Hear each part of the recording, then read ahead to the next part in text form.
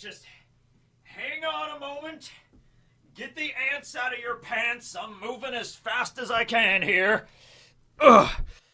Not as young as I used to be. Oh, the knees, you know. All right. Ugh. Well, greetings, everyone. I am Topman Teching. You can tell I am Topman because I'm wearing a top hat. And I dare say, what kind of character would be named Topman without wearing a top hat? It would be a most unconventional naming scheme, sir. I dare say, yes. Right then.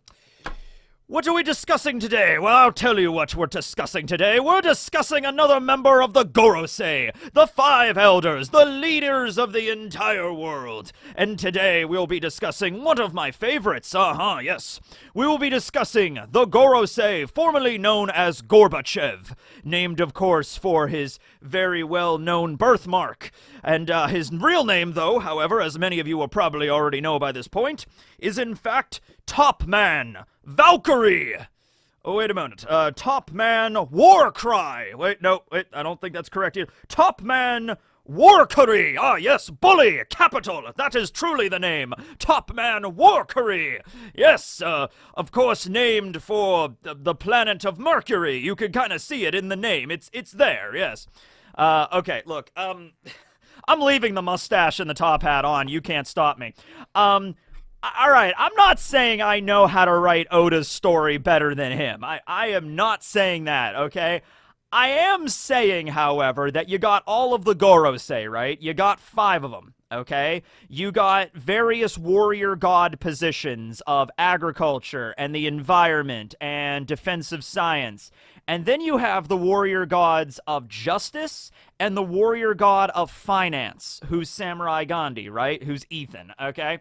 All I'm saying here is, if there was any member of the Gorosei that resembled the Monopoly Man, it would be Gorbachev. It would be Topman, all right? He's got the mustache. Yes, he doesn't wear the top hat, but he's got the mustache. He's got this big, epic mustache, okay? He could pull off the Monopoly Man. I don't know, does the Monopoly Man even have a name? Is he just Mr. Monopoly? I think his name is literally just, it's Capitalism, the game. But anyway, no. If there was any person that was going to be the warrior god of finance, you'd think it would be the dude that resembled the Monopoly Man. And if there was anybody that would be the warrior god of justice, as in charge of all the law enforcement agencies and judicial systems in the One Piece world, you think it would be the dude that has, like, the samurai sword, you know, because, like, justice, law enforcement, that kind of stuff. I'm just saying, Oda, I'm just saying you could have flipped Samurai Gandhi and Gorbachev, and I think it would have worked a lot better. Okay, that's just me. All right. Well, anyway, yes, today we're talking about Topman Warcury and his position as the warrior god of justice in the One Piece world. So this is one that, looking into all of the Gorosei's job descriptions, I was like, this is the one that's probably going to be the most extensive to research. So I did some very quick kind of Wikipediaing and all that, but at the end of the day, let's just take this with a grain of salt. I don't think Oda's going to dive into great amount of detail into the job description of what Topman does on a day-to-day basis, right? But suffice to say, justice in the One Piece world, especially justice that's involved with the world government, it is very integral. I mean, there's a reason why all of the Marines officers walk around with coats that have the kanji for justice emblazed on the back. Justice is a very central theme in the One Piece world. And, Oda does a great job to showcase how there isn't just one form of justice. It can take a bunch of different shapes. Broadly speaking, it can be broken up into absolute justice and moral justice. Absolute justice is the ends justify the means. And then moral justice is, of course, taking into account, maybe a little bit of humanitarianism there, a little bit of altruism, like, maybe the ends don't always justify the means, you know what I mean? What kind of means are we talking about here? You know, like really here, like the situation with absolute justice Of course, probably one of the most notable examples of that in the One Piece world was, of course, the incident at Ohara, when you had the government order to Buster Call the island and eliminate all of the scholars that were studying the poneglyphs, right? So you had an evacuation ship of a bunch of innocent civilians that were not scholars, that did not partake in any of that research, that were just innocent bystanders living on Ohara. One example of this was actually Robin's aunt and uncle. Now, her aunt wasn't the nicest person in the world, but did she deserve to be firebombed on an evacuation ship? Probably not. And so they also got on the ship. They got ready to go. They were sailing away. And then Akainu, who was a vice admiral at the time, Sakazuki, was like, hey, that evacuation ship, you know, there could be stowaways on board. There could be scholars on board. Our orders were to eliminate every single scholar on Ohara. Well, if one of them gets away, that violates the mission. So we should be safe and just bombard and sink that evacuation ship when it sets sail. And of course, his men were like, well, Mr. Sakazuki, that's like innocent civilians. Like, we don't even know if there's any, scholars on board. We don't even know if there are any stowaways. And Akainu is like, all right, well, better safe than sorry. And then he orders the bombardment and the ship gets sank. So everybody on board died, right? And so that's an example of Akainu's thorough justice, which is part of the broader absolute justice, okay? And as Aokiji even said in the same arc, absolute justice can make a person go to some really dark places, okay? Now, most of the time we see justice through the lens of various Marines. All the different admirals have a sense of justice. I went into this in an SBS video last week, so I don't want to repeat myself there. Just go check that out. I also was planning on just making a general video on justice in the One Piece world, but I still might do it. It's just one of those topics that's a serious kind of you can see the parallels to real world topics there. So the tone of the video is going to be a little different from the normal stuff. I probably won't be dressing like this, you know what I mean, in that video. But the head of the whole Justice Department, really, essentially the Attorney General of the One Piece world, is Topman Warcury, okay? So what would he really manage? Well, ostensibly, while I feel like he would head up the Marines, keep in mind, the Marines as an organization is huge, and there's a bunch of different subdivisions inside of the Marines, okay? We just found out recently there was, an internal affairs, detective agency headed up by Kurouma, Black Horse, who was a friend of Akainu, okay? They were he was giving the report to Akainu there, the fleet admiral, right? So we didn't even really know that existed, but we could assume. So that's a separate division of the Marines. We know Sword exists, which is an even more separate kind of, not even really officially part of the Marines in that sense, but they are, so that's something different altogether. I would imagine there's not just one person that can manage this whole organization, okay? So I would imagine most of the decisions when it comes to the Marines are handled by the fleet admiral, on the day-to-day operations. Then above the fleet admiral, you have Kong, who is the original translation of Kong's job description I actually really liked. It was the Pan Fleet Admiral. It's, I think, the commander-in-chief, essentially, of the world government, but, I loved Pan Fleet Admiral. That was great. He was, the Fleet Admiral of Pans. There you go. But you have Kong, who's even higher up. Kong was the supreme commander when it came to the Marines, the Warlord system, which is now abolished, and then also the Cypher Pole, okay? Now, I'm not sure if Kong ordered around Cypher Pole 0, because their job is a little bit more specific. So if there was anyone that would have been directed by Topman Warcury directly, I would say would probably be Cypher Pole 0. Also the God's Knights. The God's Knights might answer directly to him. Garling Figarland is the commander of the God's Knights, but I can imagine Garling directly reporting to Topman, all right, as essentially the Attorney General, Department of Justice, okay? Yeah, that's a weird thing. So in the United States, we have our various cabinets, we have the Department of Defense, Department of the Interior. We have a Department of Justice, but oddly enough, for whatever reason, the head of the Department of Justice is not called the Secretary of Justice. They're called the Attorney General. So, I don't know. It sounds cool. I am the Attorney General, sir. Yes, capital, yes. Anyway, I will hit you with my cane. But, yeah, I don't think Topman orders around the Marines as an organization. It's such a massive thing that has so much, other dimensions to it, okay? Now, since the Warlord system has since been abolished, the SSG is its replacement. I would imagine it's Vegapunk that would head up the SSG, or St. J. Garcia Saturn because he's the head of Department of Scientific Defense. So that would be more of his speed rather than Topman's, which also leads Kong to having more positions of freedom, I guess, because now he doesn't have to worry about the warlord system being abolished. So I guess Kong would just head up the Marines, and then Cypher Poles probably 1 through 9, and then Cypher Pole 0 might be handled more handily by, like, the higher-ups there, okay? I'm sure Kong has sway. It's just the Cypher Pole 0 is meant to protect the Tenryubito specifically, so maybe they might answer to the Gorosei more than the lower ranks of, like, Kong and the Fleet Admirals and stuff like that. Right, okay.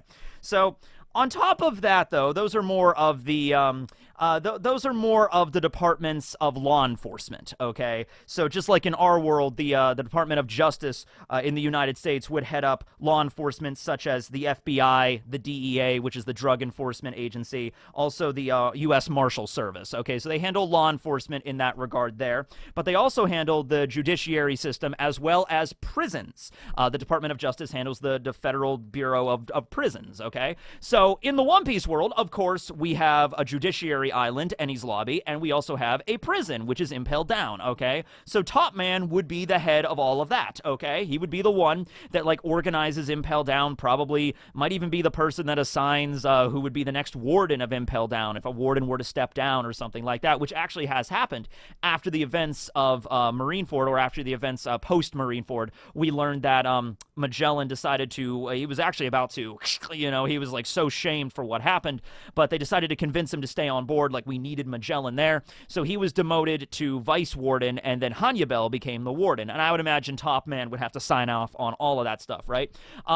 It was probably not Topman himself, if we're going along with the idea that the Gorosei are not really immortals, although you never know in One Piece, but if they were immortals, then sure, he was the one that might have organized the construction of Impel Down. If it wasn't him directly, it was a previous warrior god of the Justice Department that headed up the construction of Impel Down. Most likely with Fishman and merfolk slave labor, from what we can understand of how that place was probably constructed, okay? Ah, yes!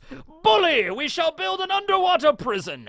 It shall razor-sharp trees and an entire floor full of beast. Crazy beast floor. That should be fun. Then we'll have a floor full of desert, and then a floor with giant boiling vats of blood. That sounds good. That sounds like hell. And then a floor of ice. You know, let's have a little bit of an opposite. Let's make them think we're not all about the heat. Let's bring the chill, so to speak, right? And then, at the very bottom of this hell, we shall construct a place called Eternal Hell, which is the worst of all.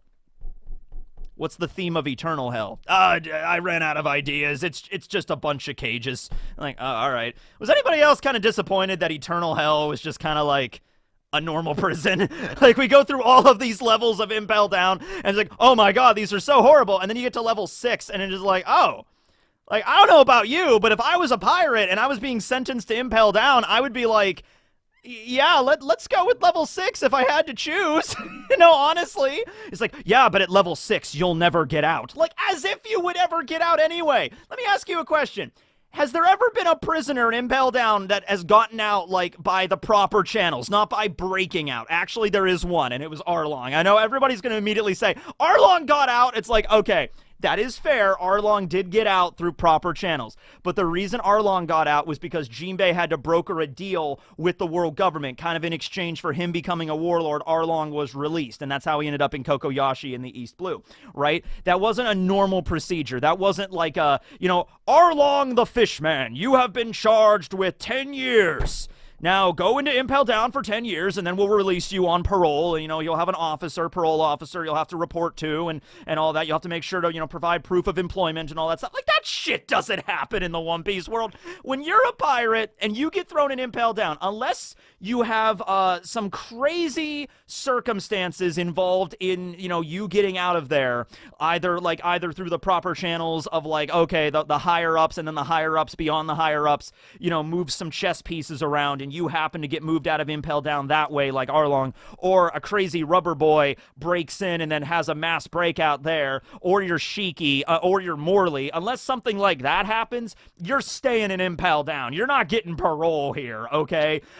Makes you wonder, and this is a really dark thing, but I'm just throwing it out there, and it might be just for example and example alone, but you start to wonder, like, if these pirates if they're not interested in, pirates being reformed, if they're not interested in letting the pirates go, if they're just shoving them in Impel Down, then what's the point of even having the prison? You know what I mean? Like, we know the justice system in the One Piece world is not the best, especially when it comes to pirates. It's just sheer theater, and we'll get to that when we get to Enies Lobby, which is another dimension of this that Topman would oversee.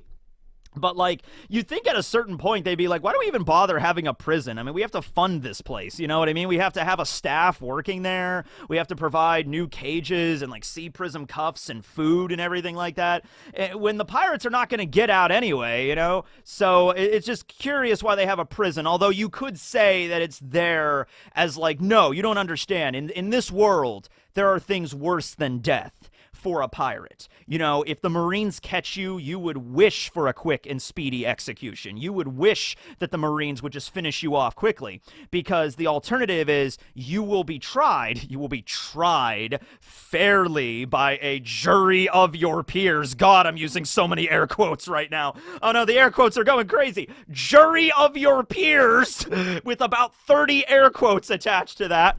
And then you get to go to Impel Down forever, okay? So instead of a quick, speedy execution, you get to spend your days in the blazing hell, level 4, where, you know, you got to be around you might fall into a giant pot of boiling acid or blood every single day, you know what I mean? Like, it's not fun. It's not fun to be there. It's almost like, yeah, this is the dark side of the world government kind of laid bare, where we're just going to straight up torture these people. You know, they're pirates, but, you know, pirates are bad, of course, but, you know, when we get them in Impel Down, we're just going to torture them for the rest of their lives. Going to make them think that they're going to be okay. We're going to give them the sweet release of death. But then they don't. It's almost like the world government's literally saying, like, oh no, hell is real, and we built it. So you don't want to go there, right? Okay, then don't be a pirate. You know, that's the kind of vibe we get there. Moving on to the judiciary system. Lovely, yes. Ah, yes, the judges, the Supreme Court of the One Piece world, yes. All right, so we got Enies Lobby, right? And the process here is that when a pirate is captured and going to be put trial, they get marched to the streets of Enies Lobby. First, they get pelted by various citizens and world government employees and their families, you know, like, you're a pirate, you don't want to throw tomatoes at you or whatever. Like, crap, I'm going to tar and feather you. That sucks. Then you get dragged into the central courthouse, where the Just 11 jurymen, which, by the way, that's one of my favorite puns in all of One Piece. There's so many layers to that. I love it. The Just 11 jurymen. All right? The first parody is that there's just 11 of them, because a standard jury would be 12. So you got 12 people on a jury, but in this case, you only have 11. So it's just 11. But then it's the secondary meaning of just as in justice. Like, they are just. I will try you justly. So that's also a pun, because they are anything but just. In fact, the Just 11 jurymen are former pirates, okay? And so the idea is, of course, they're not going to let other pirates go when they are sentenced to this. So they pretty much just drag you into the central courthouse, and before you can even, like, plead, there is no pleading your case. You're just marched through as, like, theater, as, like, a funeral procession, and all of the Just 11 jurymen are just kind of hanging out there like, guilty, guilty, I say he's guilty, guilty as well, guilty, yes, I think, guilty, you know? And so it's just like, oh man, I think I'm guilty. And then you get dragged in front of the judge, Baskerville, the three-headed judge, although he's not really a three-headed, like, giant. There's just three dudes. And by the way, I always assumed, because there's a joke in the anime that, you know, after it's revealed there's just three separate guys under that, like, cloak. The first one is like, my name is Bass, and my name is Kerrville. And it's like, and my name is Princess. You know, but no, that the dude actually, the naming scheme is Bass and Kerrville. So their names are literally, there's a dude named Bass, and then there's a dude named And. Like, And is his name, and then Kerrville. So it's Bass and Kerrville is the three judges that make up Baskerville. But then they also go by Princess, because that's just a name they like, you know? Why not, right? So they get dragged in front of Baskerville, and he's no better. He's just like, yes, you have been tried with piracy. How do you plead? Not guilty. Guilty, I say! Oh, yes, well, it's good that you're taking responsibility for your actions. Guilty! Sentenced to life in Impel Down. You know, just like, shit. And then you get dragged through the Bridge of Hesitation. Oh my god, the world government's really jacked up when you really sit back and think about it. The justice system in this world, they literally built a thing called the Bridge of Hesitation, where the whole point of it is you stand there and you wait for the gates to open, so you can be taken away into the tub current, into Impel Down or Marineford. It's just long enough for you to sit there and ruminate on the fact that your life is over.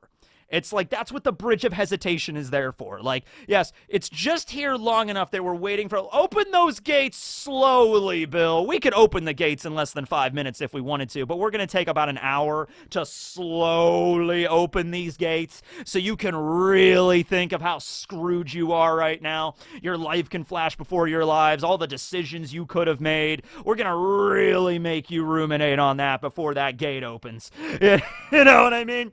Anyway, and then you get taken through into the tub current, and you either get taken to Impel Down, well, you will serve a life sentence, or if you're a particularly bad pirate, you'll be taken to Marineford for execution. Also, I guess there's a reason for that too. You wonder, why is there even, if there is a prison, why is there a level 6? You know, why did they bother throwing Crocodile in level 6? Why didn't they just drag Crocodile to Marineford and execute him? Well, the thing with that is the whole point of level 6 is to remove these people from history. If you give them an execution at Marineford, that's kind of a big event, okay? And it's like the government doesn't even want to, like, admit that, like, that was a problem, especially Crocodile, who's a former warlord, because they created the warlord system. So that basically, if, like, they drag Crocodile into Marineford Square and executed him like they were going to execute Ace that way, they still executed Ace. It was just in a different way. You know, if they were going to do that, then that's kind of the Marines admitting that, like, yes, Crocodile, the man who we hired to be a privateer, turned out to double-cross us. All right, execute him. I guess that also sends a message, like, don't screw with the government. But Crocodile got away with a lot of stuff, and at the end of the day, the world government does not want to admit their folly. You know what I mean? Absolutely. So it makes sense there that they would just throw Crocodile, like, they sweeping him under the rug, you know, throw him in level 6. That's how it goes there, right? So yeah, the judiciary system in the One Piece world has been very much laid out already. Oda has, I know we're not really talking specifically about Topman, but it's only just because, like, the other systems we discussed, like the Department of Agriculture, the Warrior God of, like, of the environment, those are various departments that we didn't really know about up until now. But the Warrior God of Justice, the Justice Department in the One Piece world, that has been fleshed out very well in the One Piece world, so we can actually focus more on that, right? Oh, by the way, before I forget, last episode when I was talking about Marcus Mars as the Warrior God of the environment, I completely forgot to bring up in that video, but remember when I did that crazy video a while back, that weird video about trash collection in the One Piece world? Yeah, Marcus Mars would be heading up the trash department, like waste disposal. Like, it ended up being relevant at the end of the day. There you go. Ah, bully, yes. I say, yes. I say, sir, yes. Okay, so, that's the Justice Department. I would imagine, various law enforcement. Now, a couple of other things really quick here. So, with the Department of Justice in the U.S., it's kind of divided into 8 other divisions that are headed up by various lawyers, like the boss lawyers, as it were, right? And so these divisions are civil law, criminal law, civil rights law. that's non-existent in the One Piece world. Antitrust laws. Pretty sure that also doesn't exist in the One Piece world. Antitrust laws are like laws that are like, we're gonna bust some trusts, as Theodore Roosevelt would say. The idea of no monopolies, like limiting monopolies in the world, so there isn't just one big conglomerate that like owns everything. But considering the world government isn't of itself like a form of a monopoly in a weird way. I would imagine antitrust laws wouldn't really exist too much. Tax laws, that would also fall under Ethan, Venus Juro, the Department of Finance. So there's tax laws, national security, drug enforcement would also be involved here. Maybe firearms and explosive regulations that would handle that. Like Topman would go through all of that. I don't think regular citizens in the One Piece world are allowed to own that giant UFO laser cannon that Eam used. Department of Investigations, that might be like the Marines, like detective agency that Kurouma headed up that we saw, stuff like that. That's what Topman would be in control of. As for his name, so his name is probably the most like non-obvious planet, Venus Juro, even though I didn't understand that one at first. I know that went right over my top hat. Marcus Mars is pretty obvious. Jupiter, that's pretty obvious. And then St. J. Garcia Saturn, like literally Mars and Saturn are just in their names. That's not even a clever kind of pun or wording or punctuation, right? But then you get to Topman, and it's originally it was translated as Valkyrie. A lot of people thought maybe the Curie was in there because Marie Curie was a chemist who discovered radium and also was like just a landmark scientist when it came to discovering like various forms of like radiation and radioactivity. Okay, she was a Polish scientist that was like a groundbreaker in her field. Okay. So it wasn't maybe exactly Valkyrie, but then it was like Warcury. And if you look at the naming scheme, it's definitely Mercury. It's definitely Mercury what Oda's going for here. But I also think it can be read. I mean, the way you look at it in English, it sounds like war cry. Like you could see how it can be read as like war cry, which also sounds really badass, So it's not how it's read. I'm just saying it looks similar and it sounds cool, right? So Mercury in Japanese, just like how in Japanese, we had like Mokusei was the wood planet, okay, yeah, and that was agriculture, which was Jupiter, okay. In this instance, Suisei is water star or water planet, and that is Mercury, okay. The Sailor Scouts from Sailor Moon are now all beginning to make sense. Why Mercury had like bubble powers. Yeah, Mercury is the water planet, despite the fact it's not the water planet. Half of it is blazing hot, half of it is a frozen chunk of ice. So I guess in theory, not a chunk of ice, but it's very, very cold. I guess in theory, water planet. Yeah, I guess you could look at it like that. I also don't think there's any trees on Jupiter, but you know what I mean. Yeah, that's how it goes, right? Okay, so that's the naming scheme there. But then we get to Topman's transformation. And this was something that I was actually really excited about because his transformation, I didn't realize that it was like a mammoth elephant looking animal at first. People pointed that out later. But one thing I did note was the ears. So the ears, when he transforms, are very apparent and they look like little wings. And I don't know if there actually are wings, but that resembles the messenger of the gods, Hermes, Mercury, with the helmet that has the winged, ears or protrusions out of the helmet, okay? And he also has the winged sandals, and Hermes is, like, really fast. He's a speedy messenger of the gods. So when I saw that, before their names were even revealed, I was like, oh, wouldn't it be interesting if Gorbachev, if Topman was, in fact, Mercury because of the little ears? Also, I thought it would be funny if, let's say he does transform into some kind of large mammoth elephant-like being, even despite his heavy appearance and his girth and his, like, he's kind of lumbering like an elephant, wouldn't it be funny if he was actually the fastest out of all of the Gorosei? The one that you would think would not be the fastest because it's like a giant elephant is, like, able to, like, speed blitz everybody, because he's Hermes, he's the messenger of the gods. So just keep that in mind. I found that rather interesting there. But yeah, one of the more obvious kind of silhouettes that just went over my head there. I guess, yeah, these obviously could look at, like, the tusks are the form as well. I guess he might also have a trunk that protrudes out. But like with all the other Gorosei, I mean, the most obvious one is Marcus Mars turning into the bird, and then Samurai Gandhi taking the form of this, like the humanoid person with the ribbon. Actually, a lot of people have compared St. J. Garcia Saturn to a bison, and we're going to get into him in the next episode, actually. Honestly, this all worked out perfectly because I asked all of you fans, you loyal listeners out there, you loyal listeners in this radio broadcast, I say, this is time for a fireside chat.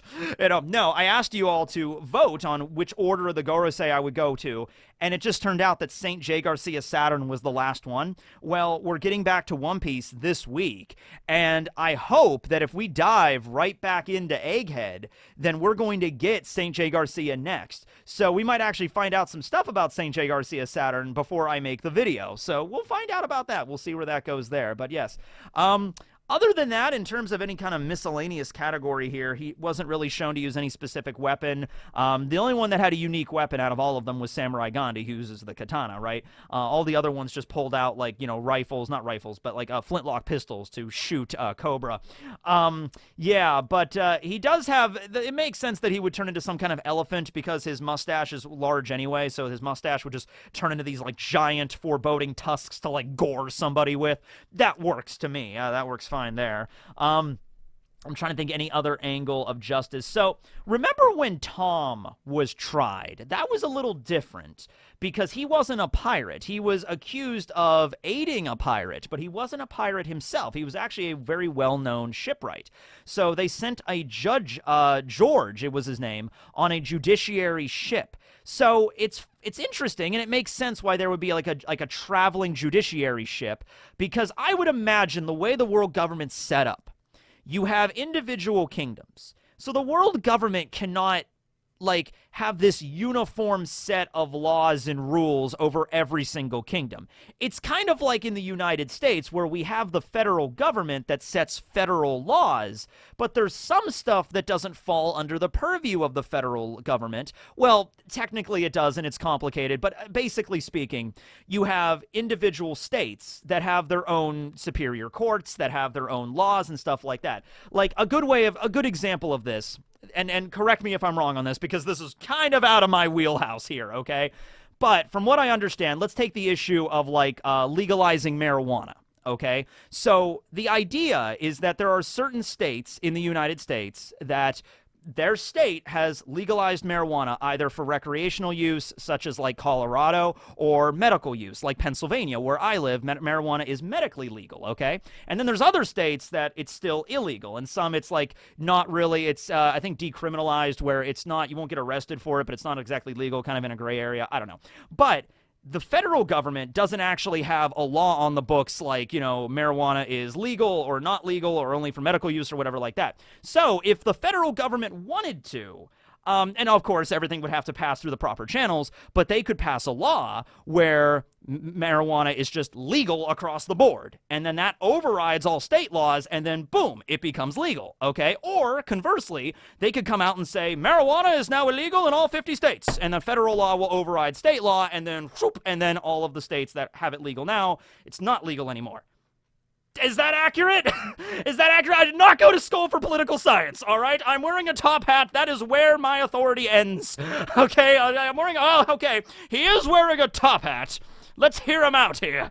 Yeah, okay. So it might be something like that with the world government in One Piece, right? Where the individual kingdoms, like, all right, you individual kingdoms, we'll let you have your own legal code and your own laws for the most part. Now, I would imagine there's a few laws that have to be standard, like piracy is illegal if you're part of the world government. I don't think the world government would allow a country into their fold if they were just okay with aiding and helping out and harboring pirates. Now, some countries have done that with the Straw Hats, but they weren't supposed to be, okay? Like, Alabasta helped out the Straw Hats, and, like, after the events of, the arc, after Crocodile was defeated, Cobra was, like, allowing the Straw Hats to hang out in the castle. Pretty sure on the books that wasn't allowed, but, you know, the Straw Hats helped him. He's like, I don't care what the law says. I'll help you guys out. You know what I mean? That's kind of stuff, right? So there's certain laws I would imagine you have to abide by. And for the most part, when you're on an island, I would imagine you just let the internal, like, judges and legal system handle it on that island, okay? But the world government do have judiciary ships that they will send out. Now, these are not for issues of piracy. This is for issues like Tom. Tom was not a pirate. He was a civilian. However, he was tried with aiding and helping out Roger by building the Oro Jackson. So it's like, okay, we're not just going to grab Tom and throw him an Impel Down with the rest of the pirates, okay? They at least have, when it comes to the citizens of the world, especially with an island that's allied with the world government, which Water 7 was, it kind of comes down to like, all right, we'll actually give you a somewhat fair trial. Even with Tom's trial, it was still not the greatest, but like, okay, we're gonna give you something better than a pirate would get, okay? So George was the presiding judge over Tom, and he was actually a pretty cool judge for the most part. When Tom, they actually allowed Tom to speak. You know, they gave Tom a chance to defend his position and shit, which is something that the other pirates don't get that. All right, so at least with Tom, he was able to say like, yeah, I helped out that guy Roger, but I don't care because you know when a shipwright builds a ship, ships are not good, ships are not evil, they're ships. You know, and I'll build a ship till the end of my day. I don't feel any regret over that. And George was kind of like swayed by that, right? And he decided like, oh, okay, well, you still, you know, broke the law, so you're going to be tried and convicted here. And then Tom came up with the idea, he was like, well, I have the sea train and it can really revitalize everything. And so the judge was fair and gave him like a 10-year reprieve, basically. Like, I'll give you a 10-year reprieve, build your sea train, and then you will receive a pardon. Still kind of a messed up kind of legal system there. He's like, hey, I might have been convicted for helping out the king of the pirates, but what if I build a giant train? All right. If you build a train, you get one free exoneration of a crime. Which, of course, Tom eventually uses to exonerate Frankie for his actions with the Battle Frankies, which means it's a very kindergarten way of, like, the justice system. Like, oh, Tom, you only had one get-out-of-jail-free card. You only had one. Do you want to use it on Frankie, or do you want to use it on you? I'll use it on Frankie. All right, well, the previous ruling still stands. All right, come with me. Maybe we should have another trial. Mistrial, sir. Nope, that's not how this works. Come with me. He's like, all right, shit. All right, so it's not great. It's better than what pirates get. It's better than what Django got originally. Yeah, like, remember Django, right? So Django, who was the first mate of the Black Cat pirates under Kuro, when he was dragged in front of the judges for his crimes, one of the judges was literally hanging back, just like pounding back a bottle of whiskey. Like, that was literally the judges, that the world government marine judges that oversaw Django, because they're like, oh, who do we got? Oh, some pirate? Oh, I don't even need to pay attention to this guy. Guilty. Glug, glug, glug. The other dude was just like, huh? Yeah, you're a pirate. Okay. And the way that Django got out of that one was by doing his dancing style. Like, all right, judge, listen. I know that I'm a pirate and I did some bad things and I have a bounty on my head, but you think I could dance? And I'm just like, oh my God, you know what? Tell you what. You could dance up a storm and Full Body will vouch for you. Tell you what. Django, if you decide to join the Marines as a seaman recruit, and Full Body, if you agree to be demoted to seaman recruit, and you become best friends, then your sentence is that you just be best friends in the Marines. All right, there we go. The ruling is complete. Now let's dance. You know, it's just like, was I doing Darude Sandstorm there? Remember that one? That was a fun one. Anyway, yeah, so when you really think about it, the justice system in the One Piece world, if you ever get isekai'd in the One Piece world, and you ever commit a crime, and you ever get dragged in front of a judge, just remember, if you can build a train, you can get off. One train equals one get-out-of-jail-free card, or if you can dance, just start dancing really well. Maybe the judges will be impressed. Okay? Like, that's basically how you can get out of it, all right? Maybe somebody needs to try that in real life. Like, they get dragged in front of a court of law and just be like, okay. And just like, well, you're about to be sentenced. And it's like, yes, but I can dance. All right, he can dance. All right, everybody, come on. Like, the jury is just like, yeah, he can dance, all right. It's just like, all right, let him. No, that's how it goes. All right, well, anyway, that's the video. Hope you guys enjoyed. We only got one member of the Gorosei left, and that is, of course, St. J. Garcia Saturn, so I don't need the poll for this one. Be talking about him next time, unless we found out there's a sixth member of the Elder Stars, which maybe there is. I don't know. But anyway, let's end it out with some whale facts. Ah, yes, whale facts. Collecting their blubber and oils for various lanterns. Yes, indeed. Whale facts.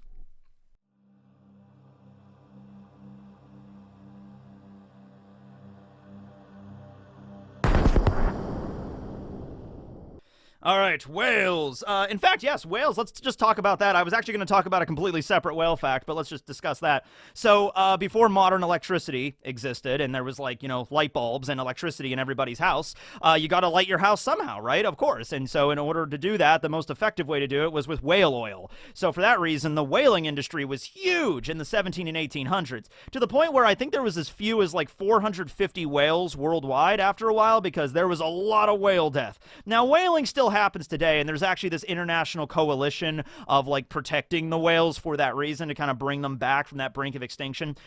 Some of them are still not doing so great, and there's of course people that will illegally whale all the time, but it's not nearly as bad as it was back in like the 1800s, where it was to get their oil to have lanterns, and then there you go. And there was other uses for it as well, but like the lanterns was like the main thing to like light everybody's homes, because it just worked very efficiently. Okay, but then of course after electricity and the light bulb and everything, is like, okay, we don't need to be killing whales in order to light our homes and read anymore. So, that was probably the best thing that happened for the whales there, okay? But yeah, it was pretty scary for a while there. There's some really gruesome depictions of like whaling back in the day. I remember, anybody ever read 20,000 Leagues Under the Sea by Jules Verne? I remember there was like a character in there, I think Ned was his name. It's been a while since I've read it, and he was like a whaler, like a famous whaler in the world.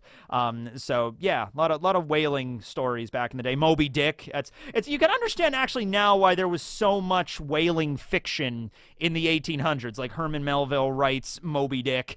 You can kind of see like in the 1800s there was a lot of whaling based fiction because of the whaling industry. There's the reason why. That explains that. Well, anyway, hope you guys enjoyed, and now we'll go play a rousing game of Monopoly. Let's go!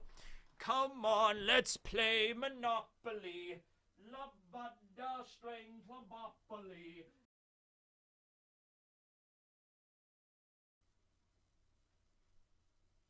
All right. I got a confession to make. It was actually me the entire time.